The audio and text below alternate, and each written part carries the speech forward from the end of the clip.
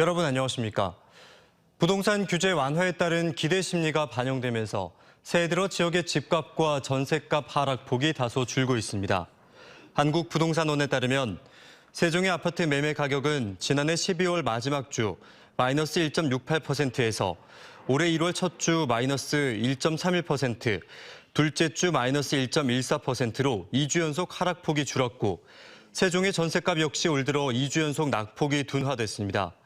대전의 경우 아파트 매매 가격이 지난해 12월 마지막 주부터 하락폭이 줄기 시작해 1월 둘째 주 0.54% 하락하며 3주 연속 하락폭이 감소했고 전셋값도 3주 연속 낙폭이 축소됐습니다. 충남은 1월 첫째 주 마이너스 0.28%에서 둘째 주 마이너스 0.25%로 하락폭이 조금 줄었습니다. 대전시는 고금리 대출로 어려움을 겪는 소상공인들을 대상으로 올해 모두 1,650억 원 규모의 대환대출 특례 보증을 통해 이자 부담을 덜어주기로 했습니다. 업체당 최대 5천만 원까지 보증해주며 2년간 대출이자 가운데 연 3%분과 연 1%에 해당하는 신용보증 수수료도 지원합니다. 대전시는 이런 혜택 없이 대전신용보증재단 보증부 대출을 이용하고 있는 소상공인과 만 39세 이하, 업력 3년 미만 청년 창업인을 대상으로 오는 16일까지 5개 시중은행을 통해 신청을 받습니다. 대전 도룡동에 있는 옛 대덕과학문화센터는 대전 특구 중심에 위치한 상징적인 건물이었지만 소유권 분쟁으로 10년 넘게 흉물로 방치되고 있습니다. 소유주인 모건대가 올해 재매각 절차를 추진하고 있는데 대전시와 대덕특구는 민간 매각보다 대전 특구의 정체성에 맞는 활용 방안을 요구해 학교 측의 고민이 깊어지고 있습니다. 김진석 기자의 보도입니다. 옛 대덕과학문화센터는 1993년 문을 연 뒤 대덕특구 내 과학자 교류 공간으로 활용해오다 지난 2003년 모건대가 매입했습니다. 모건대는 이 시설이 상업지구로 교육시설로 활용할 수 없자 지난 2015년 공개 입찰을 통해 부동산 개발업체에 480억 원에 매각할 계획이었습니다. 하지만 업체 측이 계약금 10%만 내고 잔금을 치르지 않자 모건대는 계약을 파기했고 업체와 소송전을 통해 1심과 2심에서 승소했습니다.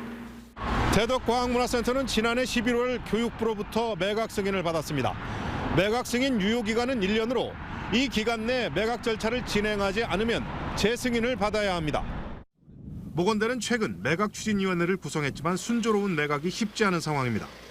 항소심에서 패소한 부동산 개발업체가 대법원에 상고해 여전히 소송의 불씨가 남아있는 상태입니다.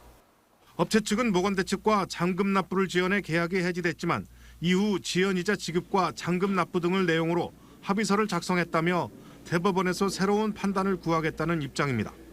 합의서를 승인한 이사회 회의록 등을 추가 증거로 제시해 반전을 노리겠다는 건데 모건대 측은 상고심에서도 항소심 판결을 유지할 것으로 보고 있습니다. 고등법원에서는 이 합의서를 합의한 거는 맞으나 매매대금, 지연이자 지급 날짜가 없는 관계로 매매계약으로 인정할 수 없다 하는 이유로 기각을 시켰습니다. 지역 여론 역시 변수입니다.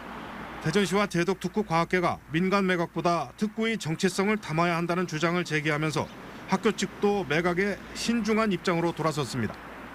대전시에서도 의견을 주신 것도 있고 직접 협의도 했었거든요. 활용 방안들을 고민해보는 과정도 사실은 필요하고요. 모건대는 대덕과학문화센터 매각과 관련해 교내외 전문가로 구성된 추진위원회를 통해 공정하게 진행하겠다고 밝혔지만 새로운 변수에 고민하고 있습니다. TJB 김진석입니다.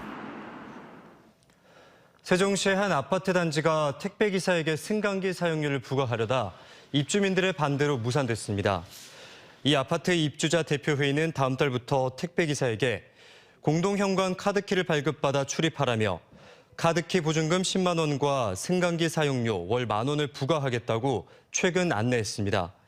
그러나 이와 관련해 입주민들의 항의 전화가 빗발치자 아파트 입주자 대표회의는 사용료 부과 방침을 철회하고 카드키 보증금도 5만 원으로 낮추기로 했습니다. 뇌물을 받고 견익용 특수자동차 트랙터를 증차해준 혐의로 기소된 40대 공무원이 항소심에서 감형됐습니다. 대전고법 제3형사부는 신규 허가가 금지된 견익용 트랙터 40세대를 증차해주고 1억 7천여만 원을 받은 혐의로 1심에서 징역 10년과 벌금 3억 6천만 원을 선고받은 40살 A씨에 대한 항소심에서 징역 9년과 벌금 3억 원을 선고하고 1억 5,082만 원의 추징금을 명령했습니다. 다만 A씨에게 뇌물 공여 등의 혐의로 기소된 운수업체 관계자 44살 B씨 등 2명의 항소는 기각돼 1심 선고대로 각각 징역 5년과 징역 6년이 유지됐습니다. 어제 오후 8시 40분쯤 서산시 음안면 32번 국도 부장교차로 부근에서 80대 트랙터 운전자 A씨가 차에 치여 심정지 상태로 병원으로 이송됐지만 숨졌습니다. 경찰과 소방당국은 1톤 트럭이 앞서가던 트랙터를 추돌한 뒤 도로에 나와 있던 A씨를 뒤따르던 승합차가 미처 보지 못하고 친 것으로 보고 있습니다.